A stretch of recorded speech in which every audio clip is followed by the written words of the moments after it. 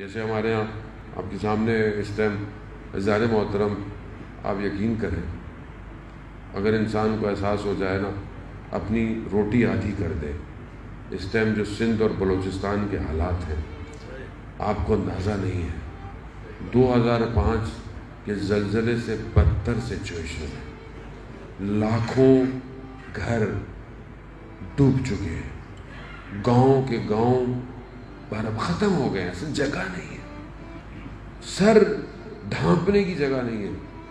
جہاں جہاں لوگوں نے مسجدوں میں پناہ لی تھی، کوٹی جی میں 100 لوگ مسجد میں تھے، مسجد کی چھت گر گئی، 40 لوگ وہیں شہید ہو گئے۔ بلوچستان کے اندر کہیں پر حالت یہ ہے، کھانے کو نہیں ہے۔ این جی اوز، آرگنائزیشن، ملک حکومت کو تو آپ کو پتا ہے، اس کو تو اپنی حکمرانی ٹی وی پہ آپ دیکھیں نا، سیٹوں کے مسئلے، تو خدا ان کو یا ہدایت دے، کچھ اور تو بول نہیں سکتے ورنہ پھر آپ کو کوئی ایف آئی آر کٹ جائے گی، خدا ہدایت دے ان کو۔ یعنی آپ انسانیت مر رہی ہے۔ ابھی ویڈیو دیکھی میں نے، لاڑکانہ میں ڈی سی جو ہے وہ جو راشن کا سامان آیا، ٹینٹ آئے، اس کو بیچ رہا ہے۔ یار انسانیت تو ہو۔ میں یہاں پہ کھڑا ہو کے چلو بیچ دوں، مجھے نہیں پتا معلوم، وہیں پر پانی میں لوگ ڈوب رہے ہیں، پورا خیرپور شہر ڈوب گیا ہے، 80 گھنٹے بارش ہوئی ہے، کوئی خوف نہیں ہے، کسی حکمران کو کچھ نہیں ہے، ہل نہیں رہا کوئی۔ عذاب نہیں آئے تو کیا ہے جانے محترم، مجھے آپ بتائیں۔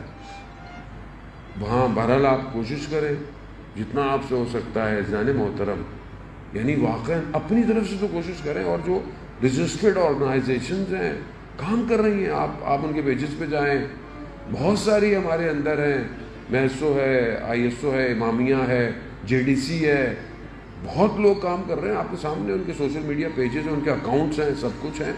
آپ بہرحال جتنا ہو سکتا ہے ڈالیں، اپنے دسترخوان کے 10 دن کے کھانوں کو ایک کھانا رکھ لیں، ایک کھانا کم از کم ایک کو بھجوا دیں۔ وہاں لاکھوں کا کھانا ڈیلی جا رہا ہے لیکن لوگ پورے نہیں ہو پا رہے ہیں، پھر ان کے ٹینٹ، پھر ان کو گھر بنانا۔ یزد میں بھی ایسی حالت ہو گئی، 3 دن اتنی بارش ہوئی کہ زندگی مفلوج ہو گئی، لوگوں نے اوپر پناہ لے لی، کام ختم۔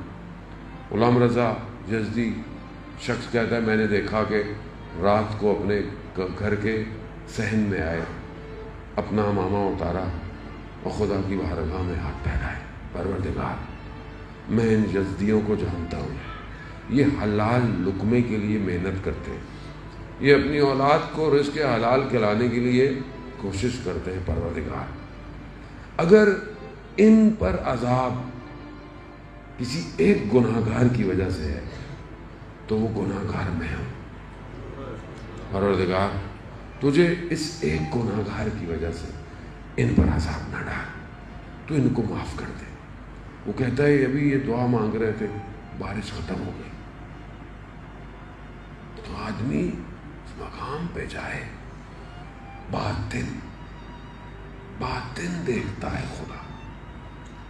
ہمارے باطن خراب ہے، ہم جس چیز کو نوچ رہے ہیں دنیا کچھ نہیں دے گی، صرف افسوس اور شرمندگی ہے بس۔